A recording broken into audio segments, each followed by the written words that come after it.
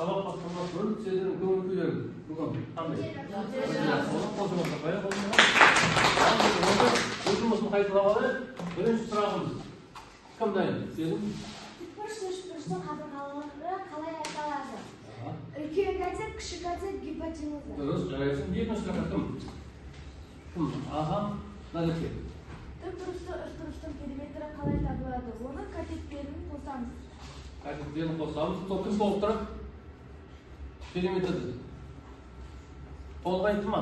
Сымбат. Тікбұрышты үшбұрыштың үш қабырғасын қосамыз. Дұрыс, үш қабырғасын қосамыз. Үшінші сұрақ. Найля. Тікбұрышты үшбұрыштың гипотенузасының квадраты катеттерінің квадраттарының қосындысына тең. Бұл не сенің айтқаныңдар? Пифагор теоремасы. Жарайсың. Төртінші сұрақ. Кімде? Кімде бар? Аха, я сезім. Ауданы не? Сұрақ. Тікбұрышты үшбұрышты ауданы қалай табамыз? Тікбұрышты үшбұрыштың ауданы не? Екі катетін көбейтіп, екіге бөлеміз. Дұрыс, отыра отырып. Тамаша. Бәрімізді қосып қойып. Ал енді оқушылар жаңа жұмысын тексеріп алдық. Сұрақтар барлығына түсінікті. Өз ұпайларыңды ана қосымша кестеге қойып отырыңдар. Сабақ барысында соған қойып отырасыңдар. Сабақ соңында сол жерде жиналған ұпайларыңды бағаға айналдырамыз. Қойып алдыңдар. Жақсы. Енді келесі тапсырма кім жылдам ойыны логикалық есеп шығарамыз. Назар тақтаға отырамыз. Қандай сан жетіспейді? Міне мына орынға санды табуымыз керек. Ол үшін мына жердегі байланысты заңды тауып аламыз да, сол байланыс заңды мына жерде орындалады, және мына үшінші пунктта орындалады. Кімде қандай ойлар бар? Кім? Так, Сымбат? Жағында. Қараймыз тақтаға. 16-ны 2-ге бөлсең 8, 8-дің квадраты 64. 28-ді 4-ге бөлсең 7, 7-дің квадраты 49. 36-ны 3-ге бөлсең 12, 12-ның квадраты 144. Дұрыс, е? Қосып қойып. Отырамыз. Келесі тапсырмамыз логикалық амалдар. Мына жердегі амал осы екі саннан мына сан шығады. Мына екі саннан мына сан шығады, мына сандар цифрлардан мына сан шығады. Мына жердегі сан мынаумен байланысады. Бірінші қатарда газ сезім. Келе ғой.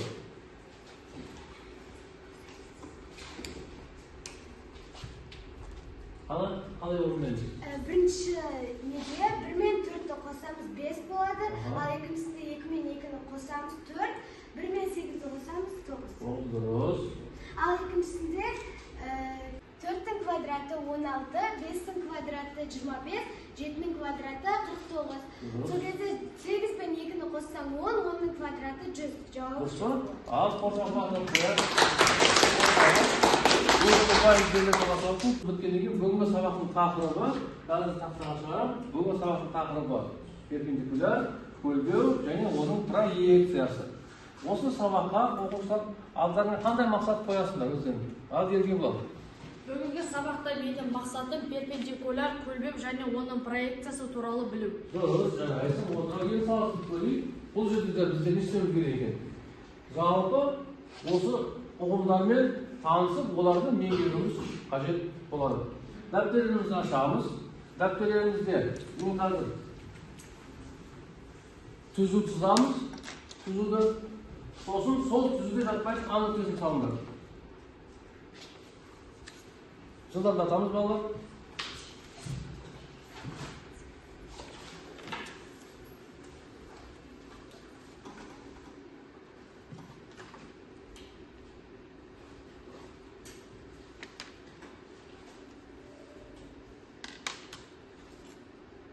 А нүктесі А түзуінде жатпайды. Көрдіңдер, е? А нүктесі А түзуінде жатпайды. Енді осы А түзудің бойынан Б және С екі нүктені аламыз. Б мен С А түзуінде жататын нүктелер. Осыны белгілеңдер енді. Жаңа түзудің бойынан. Белгілейміз. қой. Белгіледік. Енді қараңдар, біздің тақырыбымыз перпендикуляр. Перпендикуляр деген сөз екі түзу тік бұрыш жасап қиылысу қажет. Тік бұрыш жасап қиылысу. Мына түзуге осы жерден қазір тік бұрышты салу қиындау. Тақсаға да солай қиындау болады. Енді дәптерде де қиындау болуы мүмкін. Оның жолы бар. Қандай жолы бар? Ол үшін мен циркульді аламын. Қолыма сендерді циркуль қасында. Сонан соң мына Б нүктесін центрге етіп аламыз да АБ радиуста шеңбер саламыз. Сосын С нүктесін центрге етіп алып АС радиуста шеңбер саламыз. Екі шеңбер саламыз. Мен салып қойдым. Міне екі шеңбер екі нүктеде қиылысады. Сендер де салыңдар. Әне Сымбат салып отыр. Мынау бірінші шеңбері. Үстіңгі жағын сызып берген үсті аспа. Иә. Енді екінші радиуспен С-ға центр С-дан қоясыңдар центрді. Болды, сол жарайды. Енді С-ға қойып, циркуліңді. Ана радиуспен екінші шеңбер сызасың, иә. Міне, екі нүкте пайда болды, көрдің ғой. Сол екі нүктені, А және С екі нүктені бізден қосып түзу жүргіземіз. Түзу жүргізіңдер. Түзу жүргізіңдер. Сызғышпен. Сонда қараңдар. Сонда мынау АС түзуі, А түзуіне не болады? Тік бұрыш жасап қиылысады. Демек, ол екеуі өзара перпендикуляр түзулер болып табылады. Түсінікті ма? Түсінікті. Енді осы жерде қараңдар, АС түзу болғанымен СЕ перпендикуляр деп аталады. Ал Е осы перпендикулярдың табаны деп аталады. Демек, СЕ кесіндісі не деп аталады? Перпендикуляр деп аталады. Ал Е нүктесі перпендикулярдың табаны деп аталады. АЕ перпендикуляр бола ма? Болады. АЕ де перпендикуляр болады. Екінші жағынан. Және АЕ-нің табаны қай нүкте? АЕ-нің табаны Е болады. Перпендикуляр ғой. Перпендикулярдың табаны болады. Түсінді ма? Ал егерде мына жерде мына тік бұрыш жасаған болса, мен С мен Д-ні қоссам, мынау С, Д, Е үш бұрышы қандай үш бұрыш болып кетеді? Қандай? Тік бұрышты үш бұрыш болады. Ал салып қойып. Міне. Көрдік па? Мына мен жаңа айтқан сөздерім. Үш бұрыш С, Д, Е, мұнда Е бұрышы тік, 90 градус, СЕ перпендикуляр, ДЕ не болады екен? ДЕ мына кесінді көлбеудің проекциясы болады, ал СД мынау көлбеу болады. ДЕ проекциясы, СЕ көлбеу. СЕ перпендикуляр. Енді осы жерде тағы да көлбеу бар ма басқа? Қандай кесінді көлбеу болады? А түзуімен көлбеу орналасқан. Қайсы кесінді? Қане табай? Қайсы? Кесінді. А, Б. А Б жүргізуге болады. Дұрыс айтатысың ба? Және А-ды көлбеу болуы мүмкін. Және біреу қалды, ол Б-С көлбеу. Енді осы Б-С-ні мен дайындап қойып едім. Мына жерде міне.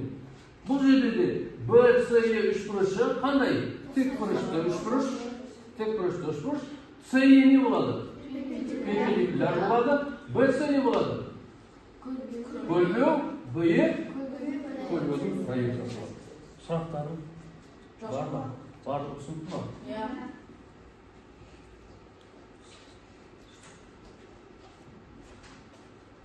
СЕ біздер перпендикуляр деп айттық. Сонымен қатар СЕ не болады екен? Яғни, мына С нүктесі A түзүүнүн кандай кашыктыкта орналасканын табуу үчүн биздер осы CE перпендикулярдын узундугун тапсак жеткиликтүү болот. Немесе A нүктеси A түзүүнүн кандай кашыктыкты табат? Кандай кашыктыкты жатады? Ол суракка жооп берүү үчүн биз эмне издейбиз? Biz AE перпендикулярдын узундугун издейбиз. Сурактарын geçmiş. Енді осы менен дәптерге сыздық па? Ал сыз бояды. Екеуісі қайтарайын. Салыңдар. Мына жерде штрихтар бояп қойсаңдар болады дәптерлерге. Үш бұрышта саламыз. CD көлбеуінің ішінде. Сонда сендерде CDE үш бұрышы пайда болады.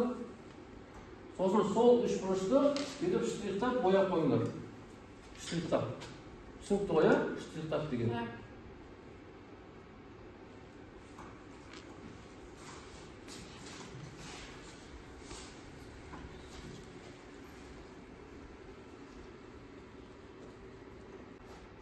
Ал оқушылар, келесі біздің жұмысымыз ойлан топтас бөліс деп аталады. Топта бірлесе отырып жұмыс жасаймыз. Топты жұмыстың тапсырмалары экранда. Бірінші топ, екінші топ, үшінші топ. Бірсеміз. Топты жұмыстың уақыты шектеулі кезінде 10 минут уақыт белгіледі ойлаймыз.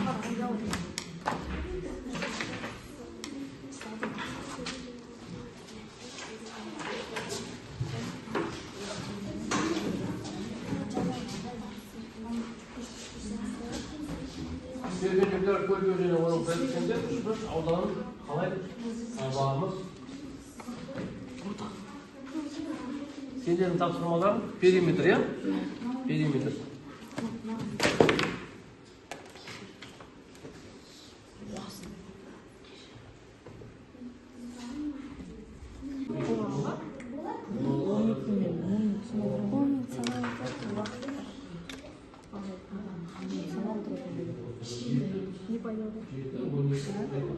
Упаялык.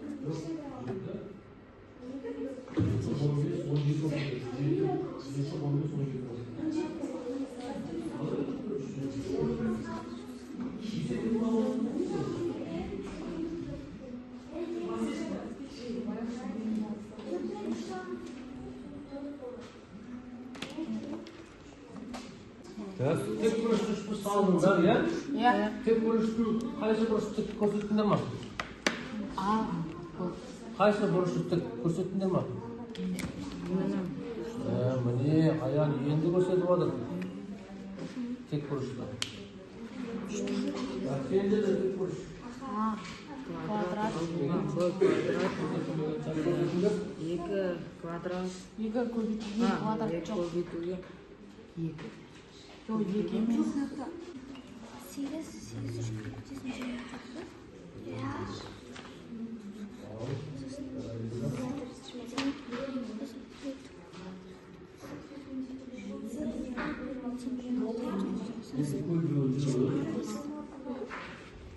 Оның қалай есептеуімізді енді аудан табу үшін қашықтықта қалай есептеуіміз? аудан табу үшін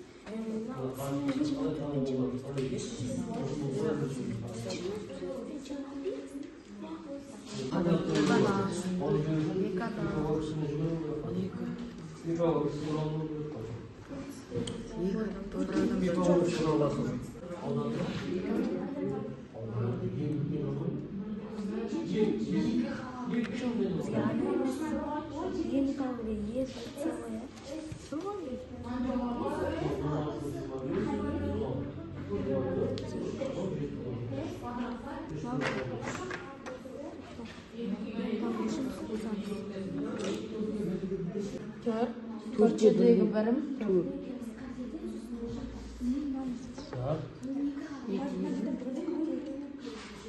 Екі, мынау үш болды, мынау төрт болады ғой. Мынау төрт бола ма? Иә.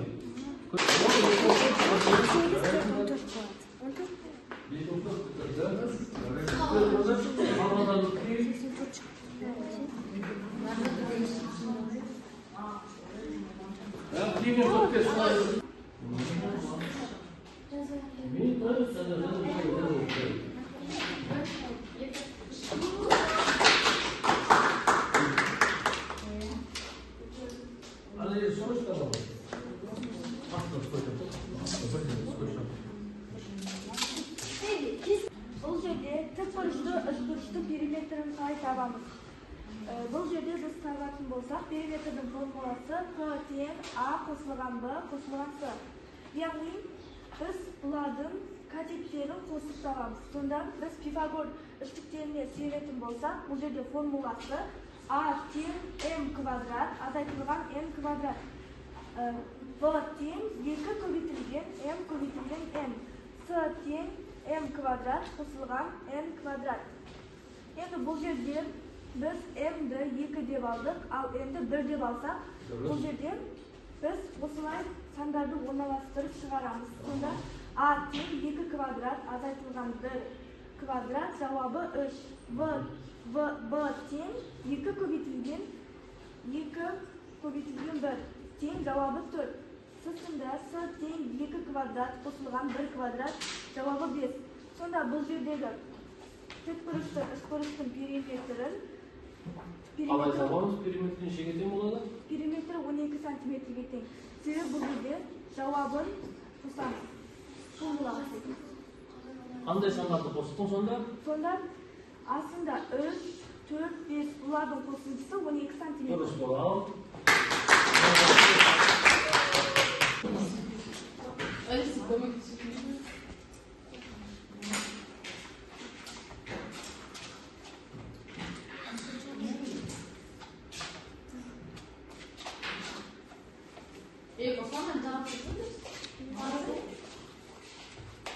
Бізге берілген тапсырма перпендикуляр көлбеу және оның проекциясы. Нүктеден түзуге дейінгі қашықтық. Демек, нүктеден түзуге дейінгі қашықтық не екенін сымбат түсіндіреді. Біз бірінші түзуді аламыз, және түзуге тиісті емес нүкте аламыз. Оны С деп белгілейміз, және түзудің кез келген жерден 2 нүкте аламыз. Ол Б мен Д-ні алдық біз. Және біз циркульдің көмегімен С мен А-ға екі шеңбер жүргізесің ғой, екі шеңбер жүргізгенде бізде екі шеңбердің қиылысқан жерін А нүктесі деп алдық. А нүктесі мен С нүктесін қосамыз, ол бізде С-е перпендикуляр болады. Дұрыс, бәрекелді. Біз ұзындықтарын тауып С-еді. Енді қашықтық қай жерде қашықтық болады? Қай жерде, қайсы кесімде қашықтық? Қашықтық С-е. С-е, қандай қашықтық ол? Ол перпендикуляр. Қандай қашықтық? Алматыдан Астанаға дейін қашықтық бар. Үлкен қашықтық. Сенің суретіңде? Үлкен қашықтық. Жоқ. Айтамыз, қане көмектесіңіз? Қандай қашықтықта? С-ге дейінгі қашықтық. С-дан? С-дан С-ге дейінгі. Оқысыншы. Не деп тұр? Нүктеден түзуге дейінгі. Қайсы нүктеден? Қайсы түзуге дейінгі? С нүктесінен Е нүктесіне дейінгі қашықтық. Түзу. Нүктеден түзуге дейінгі қашықтық. Нүктеден нүктеге дейін емес. С нүктесінен Б-ді түзуіне дейінгі қашықтықта табамыз. Қашықтықты табу үшін Пифагор үштігіне жүгінеміз. N-ді 4 деп алдым, N-ді 1 деп алдым. Е тең 4-тің квадраты қосылған 1-дің квадраты тең 17. С тең 2 көбейтілген 4 көбейтілген 1 тең 8. Д тең 4-тің квадраты алынған 1-дің квадраты тең 15. Бұл жерде С нүктесінен Б-ді түзуіне дейінгі қашықтық 15-ге тең. Қашықтық 15-ге тең болады. Және ол 8-ге де тең болуы мүмкін ба? 8-ге де тең болуы мүмкін. Дұрыс.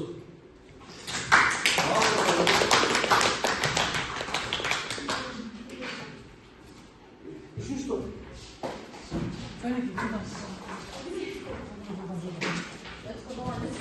Мынау қыраны.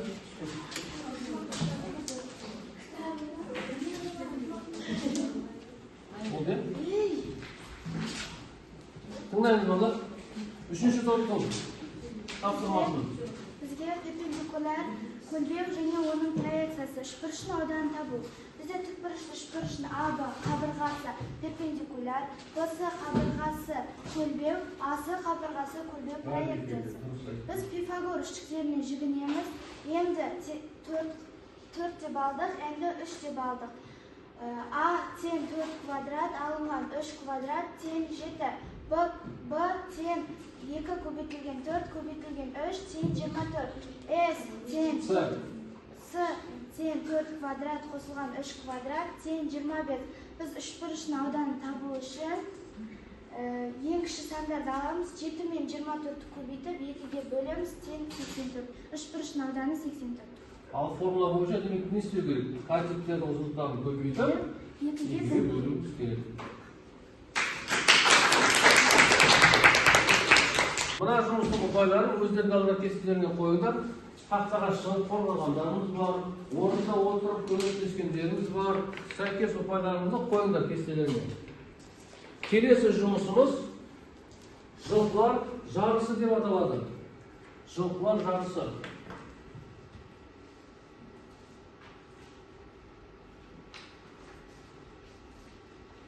Мына айналымнан өтуіміз керек. 3 жылқы 3 топқа сәйкес келеді. Бірінші жылқыға кім шығады? Аян, келе ғой. Сомсақтан бүткізген ашылды. Сұрағыңды оқы. Перпендикуляр 3 см, көлбеу 5 см, үшбұрышының периметрін тап. Орналы. X квадрат тең 5 квадрат. Қалған дәптеріне орнасаймыз. Балдар, қарап отырмаймыз. Дәптерімізді ашамыз. Есеп тақтадан соң, кәне. Аянан бірін кім өтеді? Көрейік. Орындаймыз. Дәптерді орындаймыз.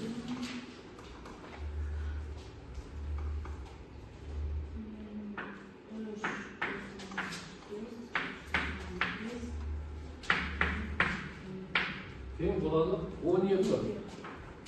Ал тексеріп көрейік жауабын. 12 болды ма сенде? 12 болды жауабын. Ал тексер. Барлығы сәйкес па? Дұрыс, бәрекелді отыр. Отырамыз. Келесі. Осы топтан қысқап, назерге кел. Мен ашып берейін.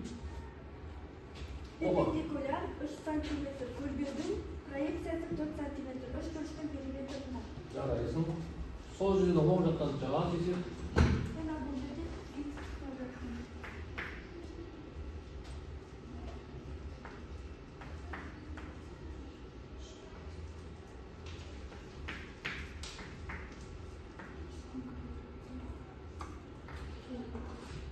Үштің квадраты қанша? 3-тің квадраты 9, 4-тің квадраты. 16-ға 9 қосамыз. 25. Дұрыс, 25. Ал 25 қандай санның квадраты? 25. Дұрыс. 5-тің квадраты. Біздер қазір таптық. Енді периметрін табамыз.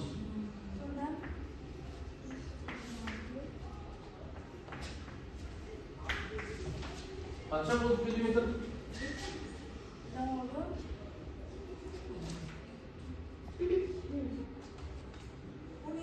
12. Тексеріп көр. Тақтамен салыстық, дұрыс па? Дұрыс жауабы 12. Бәрекелді, отыра ғой.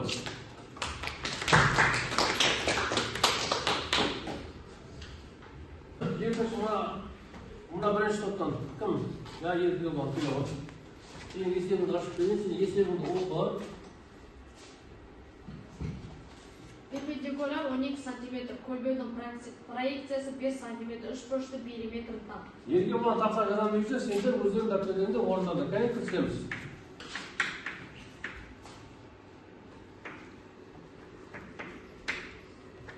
Ерге мұна жылдан орындалып, қойамыз. Жылдан да жылдан.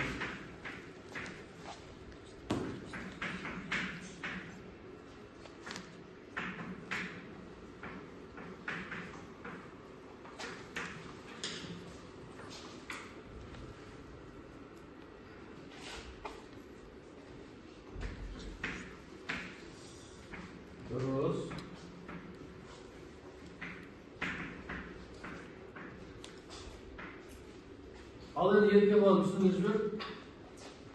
X kvadrat sen 12 kvadrat qo'shilgan 5 kvadrat.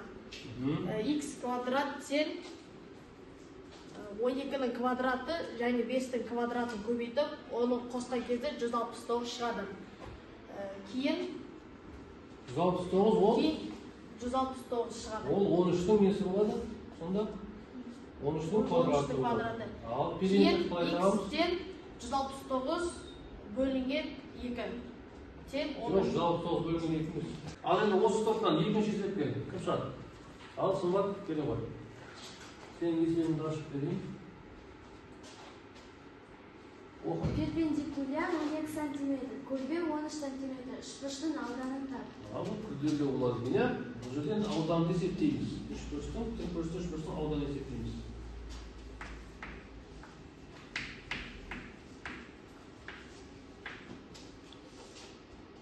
Перпендикуляр және көлбеу. Көлбеу берілген. Қажетті табу үшін азайтамыз, дұрыс. Азайтамыз, сонда қаттырақ. 13'тің квадраты қанша? 13'тің квадраты 169. Жазауы 169. Азайтамыз. Азайтылған 12'ның квадраты 144. 144. 25. Дұрыс, 25. 25 дегеніміз бұл 5'тің квадраты. Ай, ана дұрыстандырды ма x квадрат теңдес деген? Квадрат болмайды. Демек біздер екінші катетті таптық, иә? Перпендикуляр 12 см болса, 5, анау не? Қандай қалуға? Аты қандай қалуға? 5 бұл көлбеу проекция. Дұрыс айтасың, енді тап ауданға. Естен. Дұрыс, бәрекелді, жақсы.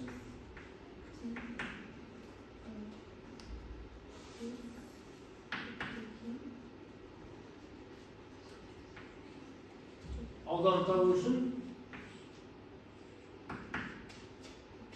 5 пен 12'ні көбейттің ба?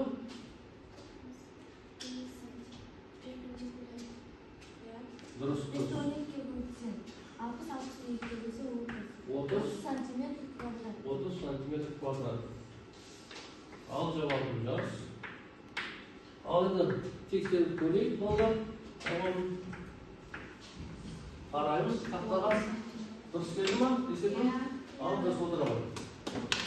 Жарайды. Келесі үшінші топтан бірінші тапсырмаға кім шығады? Найда келе ғой. Мына сенің бірінші есебің. Оқы. Перпендикуляр 15 см, көлбеудің проекциясы 8 см, үшбұрыштың ауданын тап. Үшбұрыштың ауданын тап. Берді біріншісін өшіреді. Жылап жатамыз. Қалғанымыз дәптерге жазып жатырмыз ба? Есептерді жазыңдар. Дәптерде жұмыс жүргіземіз. Жазамыз дәптерге балалар. Демек, перпендикуляр 15'тің квадраты, проекциясы 8, дұрыс, қосамыз, 8'тің квадраты. Квадрат. 15'тің квадраты 2. 225. 225. Біздер 64 қосамыз.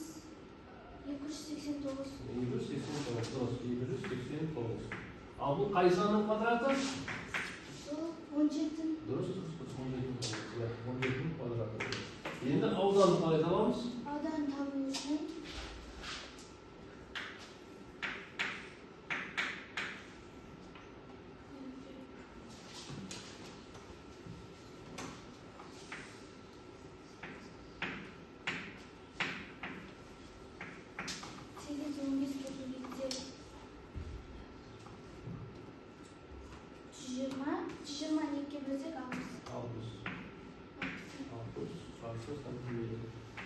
Al енді жауабын тексеріп көреміз, иә, балалар? Иә. Қарайық. Найда да қарасын, салыстырып көрсін. Жауап дұрыс, иә? Артық жұмыс орындады ма? Жоқ. Иә, орындады. Не, қай жұмыс артық? X квадрат. Ол не x квадрат деді? Катет по гипотенуза не тақты? Не тақты? Neni taptı? Gipotенуза mı? Kөлбеу mu? Аудан табу үшін көлбеу қажет па? Аудан табу үшін көлбеу қажет дейміз. Жарайды, сонда қол шапалақ жасап қояйық.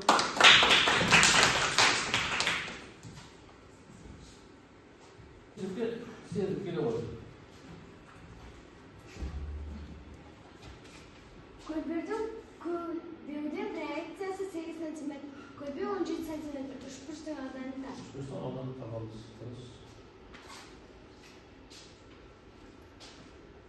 Дұрыс, сызбамда. Демек, проекциясы берілген, көлбеу берілген. Ауданды табуымыз керек. Дәптерді орындаймыз. Есепті.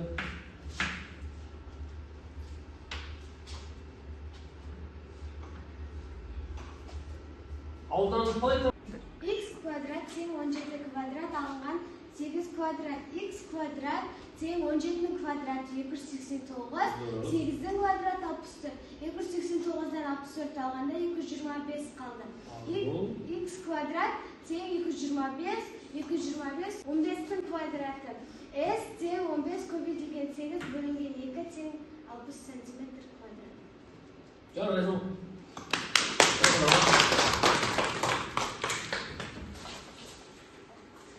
Ал енді ортадағы топтан қазірге келе ғой.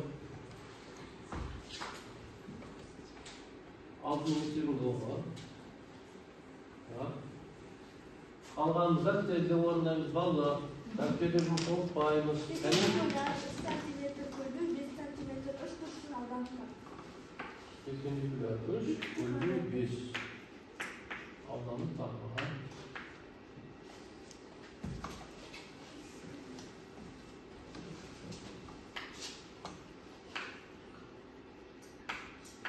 Дұрыс, алғайты болады, я? 5-тің квадраты 25, 3-тің квадраты 9. Мұнда бұл жерде 25-тен 9 азайтса, 16. Дұрыс. X қанша? Бұл жерде 16, ол 4-тің квадраты. Дұрыс. Енді бұл жерде ауданы табамыз. Ауданы табу үшін қабырғалардың көбейтін 12-ге бөлеміз. Қайсыны көбейтеміз? Сонда 3-пен 4-ті көбейтеміз. 2-ге бөлеміз. Дұрыс. 3-пен 4-ті көбейткенде 12, 12-ні 2-ге бөлінді. 6 см квадрат. Тексеріп көрейік, жауабын сағасын. Көрейік, дұрыс деген? Ал. Ұпайларды қойып отырып ұмытқанда жарай ма? Келесі осы топтан. Айран келді? Келе ғой. Ертеңгі оқисын, сосын шығарасың.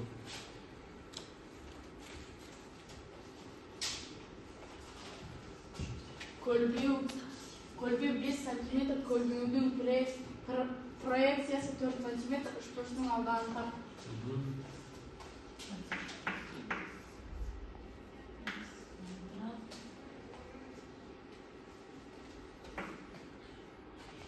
Тең бар ма?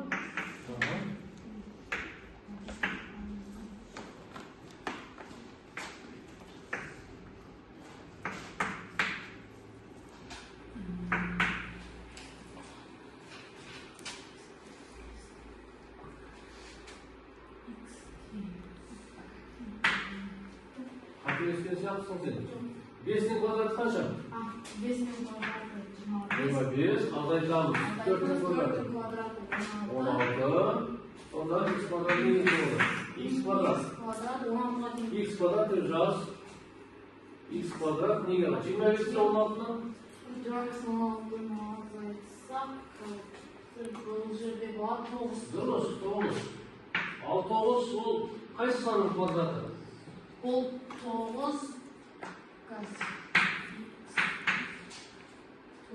болады. 3-тің квадраты. Дұрыс, бәрекелді, дұрыс, 3-тің квадраты. Енді ауданын қалай табамыз? Ауданын табамыз. S.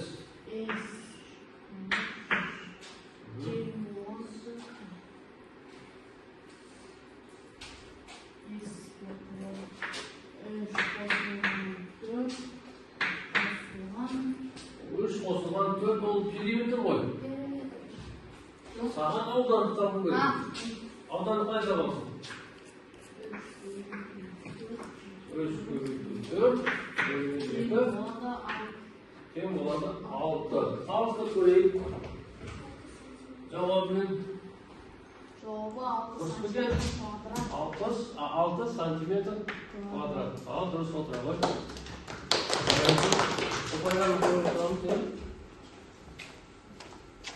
Енді келесі топ. Құмшақ келесі топ. Сымбат. Көлбе 13 сантиметр, көлбенің проекциясы 5 сантиметр. Үшпіштің алданықтар. Үшпіштің алданықтар. Сымбат. Дәптерде орындаймыз балалар. Сезім. Дәптерде орында бастаймыз. Және сымбат жылдан орында. Әзір сені орындаудан жылдан. Көлбе 13, көлбенің проекциясы 5. Ауданды табамыз. Ол үшін 12 жоқ қосынды. 13 пен 5 қосынды тұрған. 145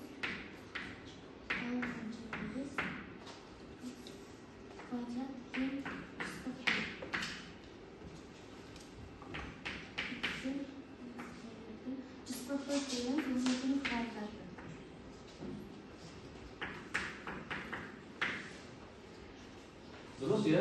Енді ауданды пайдаланамыз? Аудан табу үшін 2 катетпен көбейтеміз. Сосын 2-ге бөлеміз. Дұрыс, көбейтеміз, сосын 2-ге бөлеміз. Сонда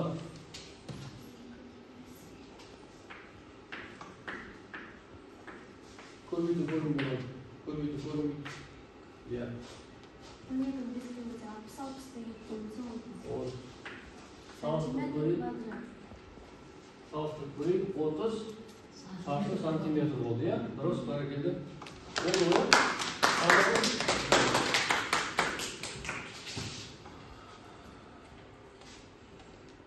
Енді мына есепті қылса берген машар ойдың.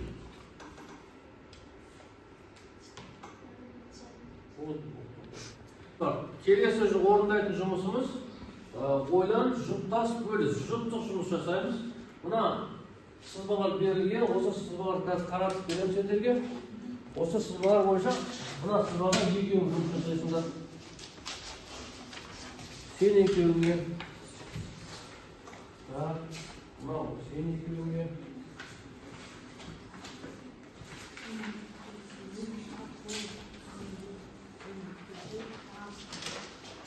Бұл жұмыстың уақыт шектеулі.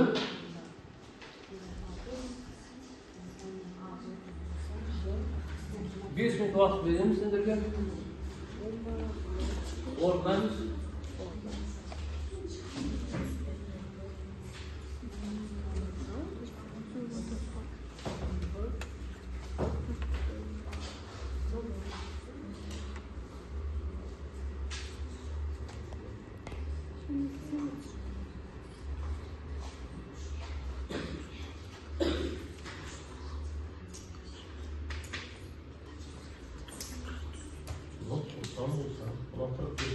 Қанша болады?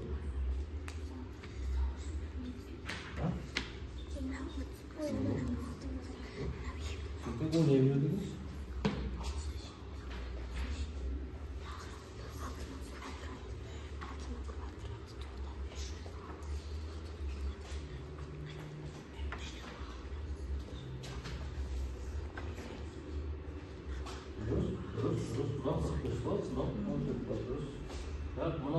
Мына парта дайын, сендерде. Мына 60 болса, мына қанша градус болсында? Мына 90, мына 60. Қалады? Ойланып көрді? 30, дұрыс, бәрекелді, 30. Ал 30 градусқа қарсы шыққан катет, ол не болады? Кім айтады? 30 градусқа қарсы шыққан катет, қандай болады? Кім айтады? Гипотенузаның жарысы болады, дұрыс. Гипотенузаның жарысы болады. Таптыңдар ма жауабын? Еркебұлан? Өз бөлімде Д нүктесіне АБ түзуіне дейінгі бірінші есептің тамақсында өтеді. Қалай шығарды? Міне 30 градусқа қарама-қарсы жатқан катет гипотенузаның жартысына тең. МВ 13-ге тең. Дұрыс, бәрекелді, отыра ал. Келесі екіншісіне бізде 2 болған ғой, 2 бол. Сен қалай шығарды? МВ нүктесінен АБ түзуіне дейінгі қашықтықты табыңдар. М нүктесіне АБ МВ түзуінде орналасқан. 60 градус, мына М нүктесі 60 градус. М бұрышы 60 градус болса, А бұрышы 30 градус болады. Және 30 градусты қарама-қарсы жатқан қабырға гипотенузаның жартысына тең. Дұрыс, жауабы қанша сонда? Жауабы МВ 15-ге тең. Бәрекелді, дұрыс, отыра ал. Келесі тапсырма кім деді? 3, кете қоймайды.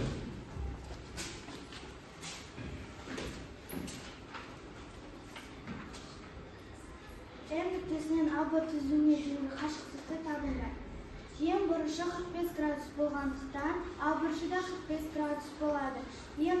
Осы екі бұрыш тең болғандықтан, оған қарама-қарсы жатқан қабырғалар да тең болады. Демек, БМ оңға тең. Дұрыс, бәрекелді, жарайды. Келесі 7-ші есеп кім деді? Келесідан шығамын. Ал 8-ші есепке кел, Нұреке. М нүктесінен АБ түзуіне дейінгі қашықтықты табыңдар. Сонда бұл жерде М нүкте бұл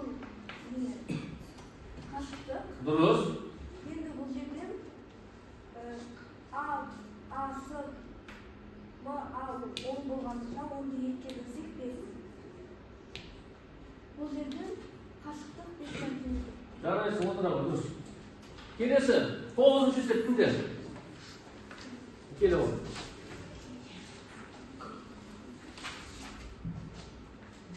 М нүктесіне АБ түзуіне дейінгі қашықтық. Мына жерде көрсетеміз, қайсы қашықтық ол? М нүктесі АБ түзуіне дейінгі қашықтығы МА. Дұрыс. Б бұрышы 45 градусқа тең, М бұрышы да 45 градусқа тең. 45 градусқа қарама-қарсы жатқан қабырғалар бір-біріне тең болады. Дұрыс. Демек, МА қашықтығы 14-ке. Дұрыс, бәрекелді, отыра ғой, жарайсың. Осы үй жұмысын, келесі сабаққа жұмысын жазып алыңдар, дәптеріңдер. Үйге есеп номер 14-8 және сонымен қатар мына заңдылықта берілген есеп көшіреміз дәптерге. Ендігі сабақта осының жауабын тауып беріңдер, есепті орындап беріңдер. Көшіріңдер дәптерге. Y ол заңдылық. Ол заңдылық ең соңында тұр мына жерде Y. Демек, мына жерде қандай амал орындалады? Соған ұқсас амал мына жерде екінші жолда бар. Соған ұқсас амал үшінші жолда да кетеді. Сөйтіп сендер Y қаншаға тең болатындығын анықтауларың керек. Мына Y-тің орнында қандай сан тұрады? Сұрақтарың бар ма? Есеп бойынша. Үйге барып ойланасыңдар. Ал енді сабақтың соңын қорытындылайық. Кімде қанша ұпай жиналды? Орындан тұрып қайтамыз, иә? Менде 9. Кім бар 9? Так, Айшер 6. Менде 9. Менің Тұрман 9. Аянда 8. Менде 9. Так, Назерке 8, 9. Менде 8. Тұрман 8. Менде 6. 6. Менде 8. Так, Назерке 8. Менде 9. Так, 9. Менде 9. 9.